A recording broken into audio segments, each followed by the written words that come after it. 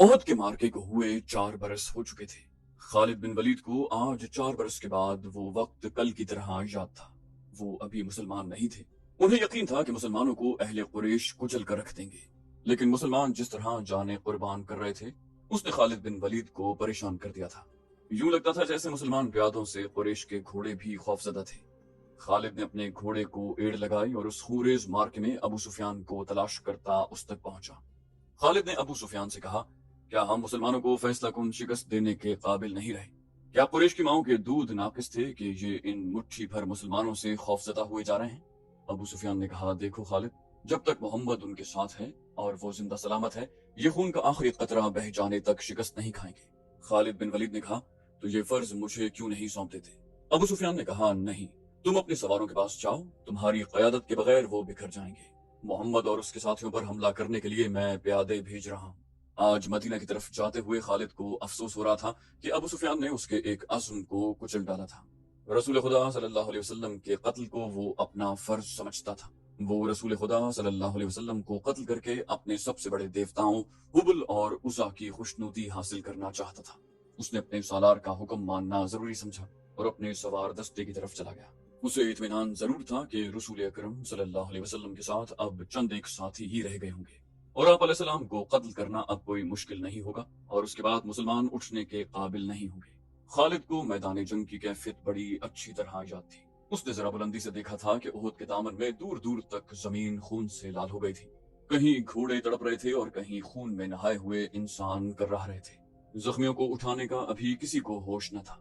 फिर उसने देखा, प्यादा कुरैश रसूल करीम सल्लल्लाहु अलैहि वसल्लम के पास पहुंच गए थे और उन्होंने आप अलैहिस्सलाम के साथियों का हल्का भी तोड़ लिया था।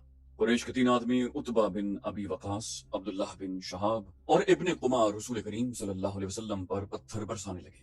अजीब सूरत यह थी कि उतबा के सगे भाई साद बिन अबी वकास रसूल अकरम सल्लल्लाहु अलैहि वसल्लम की हिफाजत में लड़ रहे थे। रसूल अकरम के साथियों की तादाद न होने के बराबर रह गई थी या वो लड़ते लड़ते बिखर गए थे। उतबा ने आप अलैहिस्सलाम पर जो पत्थर बरसाए उनसे आप अलैहिस्सलाम के नीचे वाले 2 दांत टूट गए और निचला होंठ भी जख्मी हो गया। अब्दुल्लाह के पत्थर से आप अलैहिस्सलाम की पेशानी पर खासा गहरा जख्म आया। इब्ने कुमा ने आप अलैहिस्सलाम के करीब आकर इतनी जोर से पत्थर मारा कि आप अलैहिस्सलाम की खोद की जंजीर की 2 कड़ियां टूट कर रुखसार में उतर गईं। उनसे रुखसार की हड्डी भी बुरी तरह मजरूह हुई। आप अलैहिस्सलाम ने बर्छी से दुश्मनों पर वार करने की भरपूर कोशिश की, लेकिन दुश्मन करीब नहीं आते थे। आप अलैहिस्सलाम का खून इतना निकल गया था कि आप अलैहिस्सलाम गिर पड़े। उस वक्त आप अलैहिस्सलाम के एक सहाबी तलहा रज़ियल्लाहु अन्हु ने, जो कुरैश के दूसरे आदमियों के साथ लड़ रहे थे, देख लिया और दौड़ते हुए आप अलैहिस्सलाम के पास पहुंचे। उनकी ललकार पर उनके दूसरे साथी भी आ गए। वो आप अलैहिस्सलाम को पत्थरों से गिराने वाले कुरैश आप अलैहिस्सलाम पर तलवारों से हमला करने ही वाले थे कि साद बिन अबी वकास ने अपने सगे भाई उतबा पर हमला कर दिया। उतबा अपने भाई का गैज़ गज़ब देख कर भाग निकला। तलहा रज़ियल्लाहु अन्हु ने रसूल खुदा सल्लल्लाहु अलैहि वसल्लम को सहारा देकर उठाया। आप अलैहिस्सलाम पूरी तरह से होश में थे। इस दौरान आप अलैहिस्सलाम के साथियों ने उन आदमियों को भगा दिया था जिन्होंने रसूल करीम सल्लल्लाहु अलैहि वसल्लम पर हमला किया। मौरिख लिखते हैं कि साद बिन अबी वकास पर काबू पाना मुश्किल हो रहा था। साद कहते थे, मैं अपने भाई को कत्ल करके उसके जिस्म के टुकड़े कर देना चाहता हूँ जिसने मेरी मौजूदगी में मेरे नबी अलैहिस्सलाम पर हमला किया। वो अकेले ही कुरैश की तरफ दौड़ने की कोशिश करते थे। उन्हें बड़ी मुश्किल से रोका गया। अगर रसूल खुदा सल्लल्लाहु अलैहि वसल्लम उन्हें रुकने का हुक्म न देते तो वो कभी न रुकते। कुरैश गालिबन बहुत ही थक गए थे। वो मार्के से मुंह मोड़ गए। तब रसूल अकरम सल्लल्लाहु अलैहि वसल्लम के साथियों ने आप अलैहिस्सलाम के जख्मों की तरफ तवज्जो दी। जो खवातीन आप अलैहिस्सलाम के साथ थीं, उन्होंने आप अलैहिस्सलाम को पानी पिलाया, कपड़ों से जख्म साफ किए। उस वक्त ये देखा गया कि खोद की जंजीरों की टूटी हुई कड़ियां आप अलैहिस्सलाम के रुखसार की हड्डी में उतरी हुई हैं। एक सहाबी अबू उबैदा रज़ियल्लाहु अन्हु, जो अरब के एक मशहूर जर्राह के फर्जंद थे, आगे बढ़े और आप अलैहिस्सलाम के रुखसारों से कड़ियां निकालने लगे, लेकिन हाथों से कड़ियां न निकली। आखिर अबू उबैदा रज़ियल्लाहु अन्हु ने दांतों की मदद से एक कड़ी निकाल ली। जब दूसरी कड़ी निकाली तो कड़ी तो निकल आई, लेकिन अबू उबैदा के सामने के 2 दांत टूट गए। उसके बाद से लोगों ने अबू उबैदा रज़ियल्लाहु अन्हु को अल असरम कहना शुरू कर दिया। इसका मतलब है वो आदमी जिसके सामने वाले दांत ना हो। फिर वो इसी नाम से मशहूर हो गए। ये भी रसूल अकरम सल्लल्लाहु अलैहि वसल्लम का मौजज़ा है कि उसके बाद अबू उबैदा रज़ियल्लाहु अन्हु ऐसे खूबसूरत दिखते थे कि उनके चेहरे से निगाह नहीं हटती थी। उम्मे ऐमन रज़ियल्लाहु ताला अन्हा, जो रसूल अकरम सल्लल्लाहु अलैहि वसल्लम के बचपन में आप अलैहिस्सलाम की दाइया रह चुकी थीं, आप अलैहिस्सलाम पर झुकी हुई थी। उस वक्त तक आप अलैहिस्सलाम की तबीयत संभल चुकी थी। अचानक एक तीर उम्मे ऐमन रज़ियल्लाहु ताला अन्हा की पीठ में उतर गया اور اس کے ساتھ ہی دور سے ایک قہقہا سنائی دیا۔ سب نے ادھر دیکھا تو قریش کا ایک آدمی حبان بن الارقا دور کھڑا ہنس رہا تھا، اس کے ہاتھ میں کمان تھی، یہ تیر اسی نے چلایا تھا۔ وہ ہنستا ہوا پیچھے کو مڑا۔ رسول خدا صلی اللہ علیہ وسلم نے ایک تیر سعد بن ابی وقاص رضی اللہ عنہ کو دے کر کہا، یہ شخص یہاں سے تیر لے کر ہی واپس جائے۔ سعد رضی اللہ عنہ نے، جو تمام قبائل میں تیر اندازی میں خصوصی شہرت رکھتے تھے، کمان میں تیر ڈال کر حبان پر چلایا۔ تیر حبان کی گردن میں اتر گیا۔ سعد رضی اللہ عنہ کے تمام ساتھیوں نے بڑی زور سے قہقہا لگایا اور حبان نے ڈگمگاتے ہوئے چند قدم اٹھائے اور وہ گر پڑا۔ آج خالد بن ولید جب مدینہ کی طرف بڑھتے جا رہے تھے اور احد کی پہاڑی افق سے اوپر ہی اوپر اٹھتی آ رہی تھی، انہیں اپنے کچھ ساتھی یاد آنے لگے۔ عقیدوں کے اختلاف نے بھائی کو بھائی کا دشمن بنا دیا تھا، لیکن خالد کو یہ خیال بھی آیا کہ بعض لوگ اپنے عقیدے کو اس لیے سچا سمجھتے ہیں کہ وہ اس کے پیروکار ہوتے ہیں۔ حق اور باطل کے فرق کو سمجھنے کے لیے بڑی مضبوط شخصیت کی ضرورت ہوتی ہے۔ ایک سوال انہیں پریشان کرنے لگا، میں مدینہ کیوں جا رہا؟ اپنا عقیدہ مدینہ والوں پر ٹھوسنے کے لیے یا ان کا عقیدہ اپنے اوپر مسلط کرنے کے لیے؟ اسے ابو سفیان کی آواز سنائی دی جو ایک ہی روز پرانی تھی، کیا یہ سچ ہے کہ تم مدینہ جا رہے ہو؟ کیا تمہاری رگوں میں ولید کا خون سفید ہو گیا ہے؟ صحرا میں جاتے ہوئے ان آوازوں نے کچھ دور تک اس کا تعاقب کیا، پھر وہ اپنے ان دوستوں کی یاد میں کھو گیا جن کے خلاف وہ لڑا اور جن کا خون ان کے سامنے بہہ گیا۔ ان میں ایک مصعب بن عمیر رضی اللہ عنہ بھی تھے۔ قریش جو مارکے سے منہ موڑ گئے تھے، کچھ دور ہی پہنچے تھے کہ خالد نے اپنے گھوڑے کو ایڑ لگائی اور ابو سفیان کو جا پکڑا۔ اس نے ابو سفیان سے پوچھا، تم لوگ جنگ کو ادھورا چھوڑ کر کہاں جا رہے ہو؟ مسلمانوں کا دم خم ختم ہو چکا ہے۔ ابو سفیان بھی یہی چاہتا تھا کہ یہ مارکا فیصلہ کن نتیجے پر پہنچے۔ قریش کے چند سوار وہیں سے پلٹ آئے۔ خالد دیکھ چکے تھے کہ رسول اکرم صلی اللہ علیہ وسلم کہاں ہیں۔ جہاں پھر ابو سفیان نے خالد کو کسی اور طرف بھیج دیا اور کچھ آدمیوں کو نبی علیہ السلام پر حملے کا حکم دے دیا۔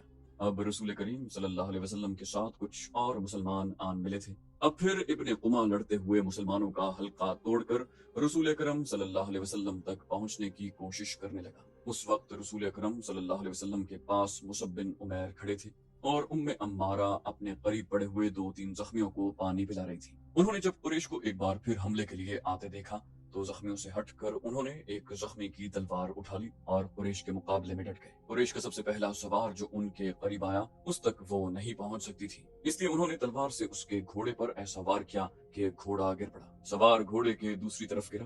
عمارہ رضی اللہ عنہا نے گھوڑے کے اوپر سے کود کر قریش کے اس آدمی پر وار کیا اور اسے زخمی کر دیا۔ وہ اٹھا اور بھاگ کھڑا ہوا۔ مصعب بن عمیر کا قد اور شکل و صورت بھی رسول کریم صلی اللہ علیہ وسلم کے ساتھ نمایاں مشابہت رکھتی تھی۔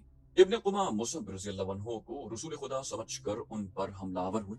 مصعب رضی اللہ عنہ تیار تھے، انہوں نے ابن قمہ کا مقابلہ کیا، پھر دونوں میں تیغ زنی ہوئی، لیکن ابن قمہ کا ایک وار مصعب رضی اللہ عنہ پر ایسا بھرپور پڑا کہ وہ گرے اور شہید ہو گئے۔ مصعب بن عمیر بہت لاڈوں میں پلے نوجوان تھے، لیکن تدفین کے وقت ان کا کفن بھی ادھورا تھا۔ عمارہ نے مصعب کو گرتے دیکھا، غیظ و غضب سے ابن قمہ پر تلوار کا وار کیا، لیکن ابن قمہ نے زرہ پہن رکھی تھی اور وار کرنے والی ایک عورت تھی، اس لیے ابن قمہ کو کوئی زخم نہ آیا۔ ابن قمہ نے عمارہ رضی اللہ عنہ کے کندھے پر بھرپور وار کیا جس سے وہ شدید زخمی ہو کر گر پڑی۔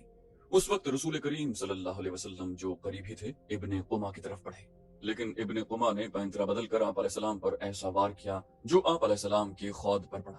تلوار خود سے پھسل کر آپ علیہ السلام کے کندھے پر لگی۔ آپ علیہ السلام کے بالکل پیچھے ایک گڑھا تھا۔ آپ علیہ السلام زخم کھا کر پیچھے ہٹے اور گڑھے میں گر پڑے۔ ابن قمہ نے پیچھے ہٹ کر گلا پھاڑ کر کہا، میں نے محمد کو قتل کر دیا۔ وہ یہی نعرے لگاتا میدان جنگ میں گھوم گیا۔ اس کی آواز قریش نے بھی سنی اور مسلمانوں نے بھی۔ قریش کو تو خوش ہونا ہی تھا، مسلمانوں پر اس کا بڑا تباہ کن اثر ہوا۔ وہ حوصلہ ہار بیٹھے اور احد کی پہاڑی کی طرف پسپا ہونے لگے۔ بھاگتے ہوئے مسلمانوں کو ایک للکار سنائی دی، اپنے نبی کے شیدائیوں، اگر نبی علیہ السلام نہ رہے تو لعنت ہے ہم پر کہ ہم بھی زندہ رہیں۔ تم کیسے شیدائی ہو کہ نبی کریم صلی اللہ علیہ وسلم کی شہادت کے ساتھ ہی تم موت کے ڈر سے بھاگ رہے ہو؟ مسلمان رک گئے۔ اس للکار نے انہیں آگ بگولا کر دیا۔ وہ پیادہ تھے لیکن انہوں نے قریش کے گھڑ سواروں پر حملہ کر دیا۔ یہ حملہ خالد اور اکرمہ کے گھڑ سواروں پر ہوا تھا۔ خالد بن ولید کو آج یاد آ رہا تھا کہ اس کے ہاتھوں کتنے ہی مسلمانوں کا خون بہہ گیا تھا۔ ان میں ایک رفاعہ بن وقش بھی تھے۔ خالد بن ولید کے دل میں درد کی ایک ٹیس اٹھی۔ انہیں کچھ ایسا احساس ہونے لگا جیسے وہ بے مقصد خون بہاتے رہیں، لیکن اس وقت وہ مسلمانوں کو اپنا بدترین دشمن سمجھتے تھے۔ اب مسلمانوں کا دم خم ٹوٹ چکا تھا۔ پیادے گھڑسواروں کا مقابلہ کب تک کرتے؟ وہ مجبور ہو کر پہاڑی کی طرف پسپا ہونے لگے۔ رسول اکرم صلی اللہ علیہ وسلم بھی اپنے ساتھیوں کے ساتھ ایک تنگ سی وادی کی طرف جا رہے تھے۔ جس طرح مسلمانوں نے فتح کی خوشی میں اپنا مورچہ چھوڑ دیا تھا اور جنگ کا پانسا اپنے خلاف پلٹ لیا تھا، اسی طرح اب قریش کے آدمی مسلمانوں کی لاشوں پر اور تڑپتے ہوئے زخمیوں پر مال غنیمت اکٹھا کرنے کے لیے ٹوٹ پڑے۔ ان میں سے کچھ قریش رسول کریم صلی اللہ علیہ وسلم کے تعاقب میں بھی چلے گئے، لیکن آپ علیہ السلام کے ساتھیوں نے ان پر ایسی بے جگری سے حملہ بولا کہ ان میں سے زیادہ تر قریش کو جان سے مار ڈالا، اور جو بچ گئے وہ بھاگ گئے۔ رسول اکرم صلی اللہ علیہ وسلم ایک بلند جگہ پہنچے۔ آپ علیہ السلام نے وہاں سے صورتحال کا جائزہ لیا۔ آپ علیہ السلام کے 30 صحابہ میں سے 16 شہید ہو چکے تھے، جو 14 زندہ تھے ان میں زیادہ تر زخمی۔ آپ علیہ السلام نے بلندی سے میدان جنگ کا جائزہ لیا۔ آپ کو کوئی مسلمان نظر نہیں آ رہا تھا۔ مسلمان یہ سمجھ کر کہ رسول اکرم نعوذ باللہ شہید ہو چکے ہیں، سخت مایوسی کے عالم میں ادھر ادھر بکھر گئے۔ کچھ واپس مدینہ چلے گئے، کچھ قریش کے انتقام سے بچنے کے لیے پہاڑی کے اندر موجود تھے، جہاں رسول خدا صلی اللہ علیہ وسلم کو اپنے زخموں کی طرف توجہ دینے کی فرصت ملی۔ آپ علیہ السلام کی بیٹی حضرت فاطمہ رضی اللہ تعالی عنہا، جو آپ علیہ السلام کو ہر طرف تلاش کر کر کے تھک چکی تھی، آپ علیہ السلام کے پاس آ پہنچی تھی۔ قریب ہی ایک چشمہ تھا۔ حضرت علی رضی اللہ عنہ وہاں سے کسی چیز میں پانی لائے اور آپ علیہ السلام کو پلایا۔ حضرت فاطمہ رضی اللہ عنہا آپ کے زخم دھونے لگی۔ وہ سسک سسک کر رو رہی تھی۔ خالد بن ولید کو آج یاد آ رہا تھا کہ رسول کریم صلی اللہ علیہ وسلم کی شہادت کی خبر نے انہیں کیسا روحانی سا اطمینان دیا تھا، لیکن ایک للکار نے انہیں چونکا دیا۔ وادی میں للکار کی گونج بڑی دور تک سنائی دے رہی تھی۔ کوئی بڑی ہی بلند آواز میں کہہ رہا تھا، مسلمانوں خوشیاں مناؤ، ہمارے نبی علیہ السلام زندہ اور سلامت ہے۔ اس للکار پر خالد کو ہنسی بھی آئی تھی اور افسوس بھی ہوا تھا۔ اس نے اپنے آپ سے کہا تھا کہ کوئی مسلمان پاگل ہو گیا ہے۔ ہوا یوں تھا کہ جس طرح مسلمان اکا دکا ادھر ادھر بکھر گئے تھے یا چھپ گئے تھے، اسی طرح کعب بن مالک رضی اللہ عنہ نام کا ایک مسلمان ادھر ادھر گھومتا پہاڑی کے اس مقام کی طرف چلا گیا جہاں رسول اکرم سستا رہے تھے۔ اس نے نبی کریم صلی اللہ علیہ وسلم کو دیکھا تو اس نے جذبات کی شدت سے نعرہ لگایا، ہمارے نبی علیہ السلام زندہ ہیں۔ تمام مسلمان جو اکیلے اکیلے یا دو دو چار چار کی ٹولیوں میں ادھر ادھر بکھر گئے تھے، اس آواز پر دوڑ کر آئے۔ حضرت عمر رضی اللہ عنہ بھی اسی آواز پر رسول خدا صلی اللہ علیہ وسلم تک پہنچے تھے۔ اس سے پہلے ابو سفیان میدان جنگ میں پڑی ہوئی ہر ایک لاش کو دیکھتا پھر رہا تھا۔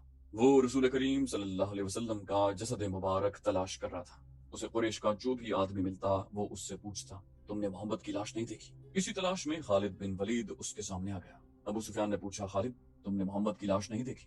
خالد بن ولید نے جواب دیا، نہیں، اور ابو سفیان کی طرف ذرا جھک کر پوچھا، کیا تمہیں یقین ہے کہ محمد قتل ہو چکا ہے؟ ابو سفیان نے جواب دیا، ہاں، وہ ہم سے بچ کر کہاں جا سکتا ہے، تمہیں شک ہے؟ خالد بن ولید نے جواب دیا، ہاں ابو سفیان، میں اس وقت تک شک میں رہتا ہوں جب تک کہ اپنی آنکھوں سے نہ دیکھ لوں۔ محمد اتنی آسانی سے قتل ہو جانے والا شخص نہیں۔ ابو سفیان نے تکبر کے لہجے میں کہا، معلوم ہوتا ہے تم پر اس کا طلسم طاری ہو گیا ہے۔ کیا محمد ہم میں سے نہیں تھا؟ کیا تم اسے نہیں جانتے؟ جو شخص اتنی قتل و غارت کا ذمہ دار ہے، ایک روز اسے بھی قتل ہونا ہے۔ وہ قتل ہو چکا ہے، جاؤ اور دیکھو اس کی لاش کو پہچانو، ہم اس کا سر کاٹ کر مکہ لے جائیں گے۔ این اسی وقت پہاڑی میں سے کعب بن مالک رضی اللہ عنہ کی للکار گرجی، مسلمانوں خوشیاں مناؤ، ہمارے نبی علیہ السلام زندہ سلامت ہیں۔ پھر یہ آواز بجلی کی کڑک کی طرح گرجتی کڑکتی وادی اور میدان میں گھومتی پھرتی رہی۔ خالد نے کہا، سن لیا ابو سفیان، اب میں تمہیں بتاتا ہوں کہ محمد کہاں ہے۔ میں اس پر حملہ کرنے جا رہا ہوں، لیکن میں تمہیں یقین نہیں دلا سکتا کہ میں محمد کو قتل کر کے آؤں گا۔ کچھ دیر پہلے خالد بن ولید نے رسول کریم صلی اللہ علیہ وسلم اور ان کے ساتھیوں کو پہاڑی کے اندر جاتے دیکھا تھا، لیکن وہ بہت دور تھے۔ خالد ہار ماننے والا اور اپنے ارادے کو ادھورا چھوڑنے والا آدمی نہیں تھا۔ اس نے اپنے چند ایک سواروں کو ساتھ لیا اور پہاڑی کے اس مقام کی طرف بڑھنے لگا جدھر اس نے رسول کریم صلی اللہ علیہ وسلم کو جاتے دیکھا تھا۔ مشہور مورخ ابن ہشام کی تحریر سے پتہ چلتا ہے کہ رسول اکرم صلی اللہ علیہ وسلم نے جب خالد کو اپنے سواروں کے ساتھ اس گھاٹی پر چڑھتے دیکھا جہاں آپ علیہ السلام تھے، تو آپ علیہ السلام کے منہ سے بے ساختہ دعا نکلی، خدا ذوالجلال انہیں اس وقت وہیں کہیں روک لے۔ خالد اپنے سواروں کے ساتھ گھاٹی چڑھتا جا رہا تھا۔ وہ ایک درہ سا تھا جو تنگ ہوتا چلا جا رہا تھا۔ گھوڑوں کو ایک قطار میں ہونا پڑا۔ رسول کریم صلی اللہ علیہ وسلم زخموں سے چور تھے۔ حضرت عمر رضی اللہ عنہ نے جب خالد اور اس کے سواروں کو اوپر آتے ہوئے دیکھا تو وہ تلوار نکال کر کچھ نیچے اترے۔ حضرت عمر رضی اللہ عنہ نے للکارا، ولید کے بیٹے، اگر لڑائی لڑنا جانتے ہو تو اس درے کی تنگی کو دیکھ لو، اس چڑھائی کو دیکھ لو، کیا تم اپنے سواروں کے ساتھ ہمارے ہاتھ سے بچ کر نکل جاؤ گے؟ خالد لڑنے کے فن کو خوب سمجھتا تھا۔ اس نے دیکھ لیا تھا کہ یہ جگہ گھوڑوں کو گھما پھرا کر لڑنے کے لیے موزوں نہیں ہے بلکہ خطرناک ہے۔ خالد نے خاموشی سے اپنا گھوڑا گھمایا और अपने सवारों के साथ वहां से नीचे उतर आया। जंग ओहद खत्म हो चुकी थी। कुरैश इस लिहाज से बर्तरी का दावा कर सकते थे कि उन्होंने मुसलमानों को ज्यादा नुकसान पहुंचाया, लेकिन ये जंग हार जीत के बगैर खत्म हो गई थी। खालिद बिन वलीद को जैसे अपनी आवाज सुनाई दी, लेकिन ये हमारी शिकस्त थी। मुसलमानों की नफरी 700 थी और हम 3000 थे। हमारे पास 200 घोड़े थे। हमारी फतह तब होती जब हम मोहम्मद को कत्ल करते थे। खालिद ने अपने आप में झंझनाहट महसूस की। उस पर ऐसी कैफियत तारी हो गई कि उसके दांत बजने लगे। उसे जंग का आखिरी मंजर याद आने लगा। उसने इस भयानक याद को जहन से निकालने के लिए सर को झटका दिया, लेकिन मक्खियों की तरह ये याद उसके इर्द गिर्द भिन भिनाती रही। उसे अपने आप में शर्म सी महसूस होने लगी। जंगजू यूं नहीं किया करते। खालिद जब हजरत उमर रजी अल्लाह अन्हु की ललकार पर वापस आ रहे थे, तो उस बुलंदी से उसकी नजर मैदान जंग पर पड़ी। वहां लाशें बिखरी हुई थी। शायद उनमें बेहोश जख्मी भी होंगे। लाशों और जख्मियों को उठाने के लिए न अभी मुसलमान आगे बढ़े थे, न कुरैश। खालिद को अबू सुफियान की बीवी हिंद नजर आई। वो हाथ में खंजर लिए हुए दौड़े चली आ रही थी। उसके इशारे पर कुरैश की वो औरतें जो कुरैश के लश्कर के साथ आई थीं, उसके पीछे पीछे दौड़ी आईं। हिंद हर एक लाश को देखती थी। वो ऊंचे कद की और फरबही माइल जिस्म की पहलवान किस्म की औरत थी। वो हर एक लाश को देखती थी। कोई लाश औंधे मुंह पड़ी हुई नजर आती तो वो पांव की ठोकर से उस लाश को सीधा करके देखती। उसने अपने साथ की औरतों से कहा कि वो हमजा रजी अल्लाह अन्हु की लाश तलाश करें। उसे हमजा रजी अल्लाह अन्हु की लाश मिल गई। हिंद भूखे दरिंदे की तरह लाश को चीरने फाड़ने लगी। उसने दूसरी औरतों को देखा जो उसके करीब खड़ी थी। हिंद ने उन औरतों से यूं कहा जैसे वो पागल हो चुकी हो। खड़ी क्या दिख रही हो? ये देखो, मैंने अपने बाप, अपने चचा और अपने बेटे के कातिल की लाश का क्या हाल कर दिया। जाओ, मुसलमानों की हर एक लाश का यही हाल कर दो और सबके कान और नाक काट कर ले आओ। अब वो औरतें मुसलमानों की लाशों को चीरने फाड़ने के लिए वहां से हट गईं, तो हिंद ने खंजर से हमजा रजी अल्लाह अन्हु का पेट चाक करके उसके अंदर हाथ डाला। उसका हाथ बाहर आया तो उसमें हमजा रजी अल्लाह अन्हु का कलेजा था। हिंद ने वो खंजर से काट लिया। उसने उसी पर इक्तिफा न किया। हमजा रजी अल्लाह अन्हु के कलेजे का एक टुकड़ा काट कर उसने अपने मुंह में डाल लिया और बुरी तरह उसे चबाने लगी। लेकिन थोड़ी देर के बाद उसने कलेजे के उस टुकड़े को उगल दिया। खालिद को दूर अबू सुफियान खड़ा नजर आया। हिंद की इस वहशियाना हरकत ने खालिद का मजा किरकिरा कर दिया था। वो जंगजू था। वो सिर्फ आमने सामने आकर लड़ने वाला आदमी था। अपने दुश्मन की लाशों के साथ ये सलूक न सिर्फ ये कि उसे पसंद न आया, बल्कि उसने नफरत की निगाह से देखा। अबू सुफियान को देखकर खालिद बिन वलीद ने अपने घोड़े को एड़ लगाई और अबू सुफियान के पास जाकर घोड़ा रोक दिया। खालिद ने गुस्से और हकारत के मिले जुले लहजे में कहा, अबू सुफियान, क्या तुम अपनी बीवी और इन औरतों की इस वहशियाना हरकत को पसंद कर रहे हो? अबू सुफियान ने खालिद की तरफ ऐसी निगाहों से देखा जिनमें बेबसी की झलक थी और साफ पता चलता था कि उसे लाशों के साथ अपनी बीवी का ये सलूक पसंद नहीं। खामोश क्यों हो अबू सुफियान? अबू सुफियान ने दबी सी जबान में कहा, तुम हिंद को जानते हो खालिद। ये औरत इस वक्त पागलों से बदतर है। अगर मैं या तुम इसे रोकने के लिए आगे बढ़े तो ये खंजर से हमारे पेट भी चाक कर देगी। खालिद हिंद को जानता था। वो अबू सुफियान की बेबसी को समझ गया। अबू सुफियान ने सर झुकाया, घोड़े की लगाम को झटका दिया और मुंह फेर कर दूसरी तरफ चल पड़ा। खालिद बिन वलीद भी इस मंजर को बर्दाश्त न कर सका। जब हिंद हमजा रजी अल्लाह अन्हु की लाश का कलेजा चबाकर उगल चुकी तो उसने पीछे देखा। उसके पीछे जुबैर बिन मुतिम का गुलाम वाहशी बिन हर्ब खड़ा था। उसके हाथ में अफ्रीका की बनी हुई वही बर्छी थी जिससे उसने हमजा रजी अल्लाह अन्हु को शहीद किया था। हिंद ने तहक्कुमाना लहजे में उससे कहा, यहाँ क्या कर रहे हो बिन हर्ब? जाओ और मुसलमानों की लाशों के टुकड़े करो। वाहशी बिन हर्ब बोलता बहुत कम था। उसकी कोशिश यही होती थी कि ज्यादा से ज्यादा बात इशारों में कर ली जाए। उसने हिंद का हुक्म मानने की बजाय अपना हाथ हिंद के आगे फैला दिया और उसकी नजरें हिंद के गले में लटकते हुए सोने के हार पर जम गई। हिंद को अपना वादा याद आ गया। उसने वाहशी से कहा था कि तुम मेरे बाप, चचा और बेटे के कातिल को कत्ल कर दो तो मैंने जितने जेवरात पहन रखे हैं वो तुम्हारे होंगे। और वाहशी अपना इनाम लेने आया था। हिंद ने अपने तमाम जेवरात उतार कर वाहशी बिन हर्ब के फैले हुए हाथ पर रख दिए। वाहशी के होंठों पर मुस्कुराहट आ गई और वो वहां से चल पड़ा। हिंद पर उस वक्त फतह और इंतकाम का भूत सवार था। हिंद ने जोशीली आवाज में उस हबशी को बुलाया, ठहर जा बिन हर्ब। वो जब उसके पास आया तो हिंद ने कहा, मैंने तुम्हें कहा था कि मेरा कलेजा ठंडा कर दो तो तुम्हें अपने जेवरात दूंगी, लेकिन तुम इससे ज्यादा इनाम के हकदार हो। हिंद ने कुरैश की औरतों की तरफ इशारा किया और कहा, तुम जानते हो इन औरतों में कनीजें कौन कौन सी हैं? देखो, वो जवान भी हैं और खूबसूरत भी। तुम्हें जो कनीज अच्छी लगती है ले जाओ। वाहशी बिन हर्ब ने अपनी आदत के मुताबिक खामोशी से चंद लम्हे हिंद के चेहरे पर नजरें गाड़ी, लेकिन उसकी नजरें कनीजों की तरफ न गईं। उसने इनकार में सर हिलाया और वहां से चला गया।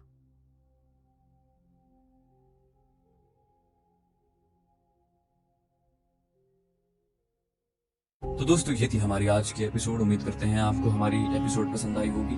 جانے سے پہلے اس ویڈیو کو لائک، شیئر اور کامنٹ کرنا مت بھولیے. اور اگر آپ ہمارے چینل پر نئے ہیں تو اسے سبسکرائب کیجیے اور بیل آئیکن پر کلک کیجیے تاکہ آپ کو تمام ویڈیوز فوراً ملتی رہیں. اگلی ویڈیو تک کے لیے اپنا خیال رکھیے. اللہ حافظ.